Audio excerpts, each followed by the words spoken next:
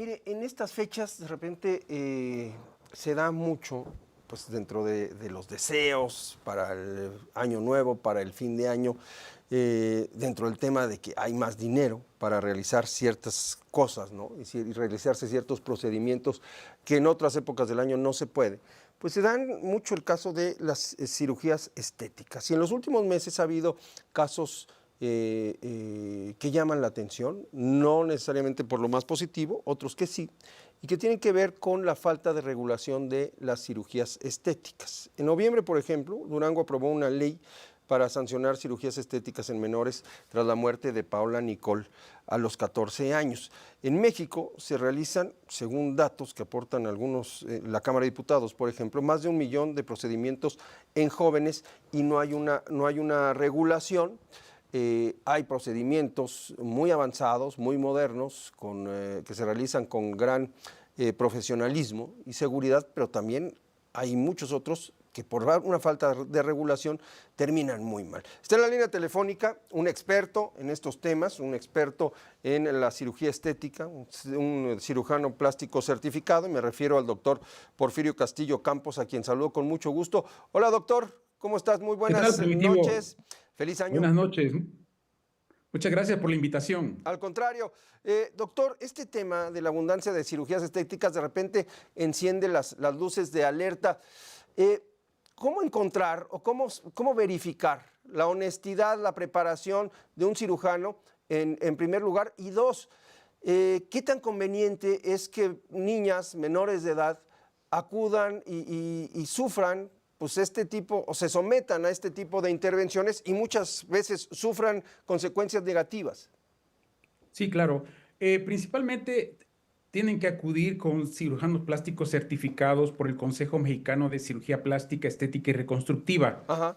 porque en el país pues se ha dado que muchas personas cometen el delito de usurpación de profesión y se dicen cirujanos plásticos y no han tenido, digamos, un entrenamiento formal en cuanto a la cirugía plástica.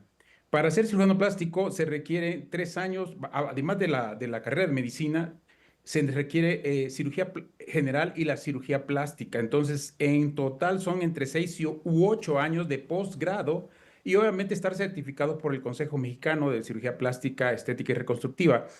En cuanto a lo conveniente o no, en realidad, como tú comentas, no estaba legislado, en ningún país está legislado Ujú. el hacer cirugías estéticas en menores de edad.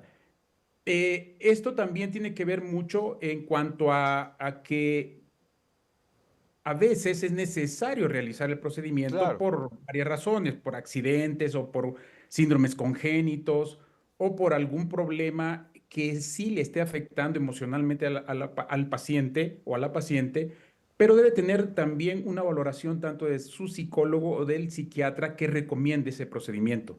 A ver, ¿por qué es tan importante que intervenga un psicólogo? Porque ya te habla entonces de un tratamiento integral, ¿no? Así es.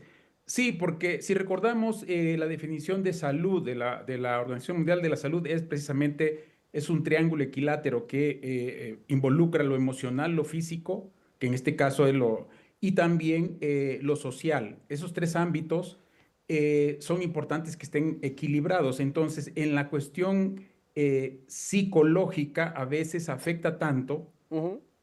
que le puede disminuir, por decirlo así, el autoestima Ajá. y afectarlo de manera que eso que quiere resolver estéticamente lo está afectando emocionalmente.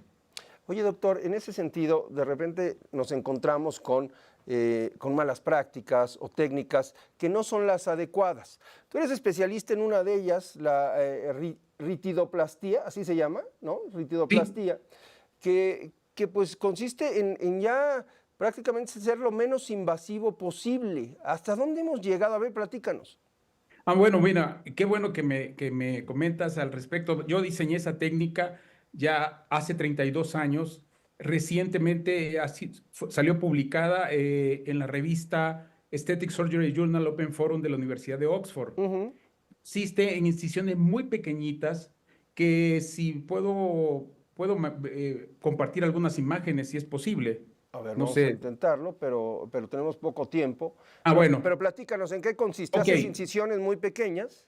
Sí, hago una pequeña incisión de 7 milímetros dentro atrás de la línea de implantación del cabello en la línea media y diseñé un par de instrumentos, uno para despegar toda esa área y otro para debilitar los músculos que forman los surcos verticales y transversales de la frente, se Ajá, elevan las cejas y puedo llegar desde esa pequeña incisión de 7 milímetros que se cierra con un punto de sutura ajá. hasta la punta nasal. Entonces elevamos la punta de la nariz, las cejas y se eliminan tanto los surcos verticales como transversales de la frente.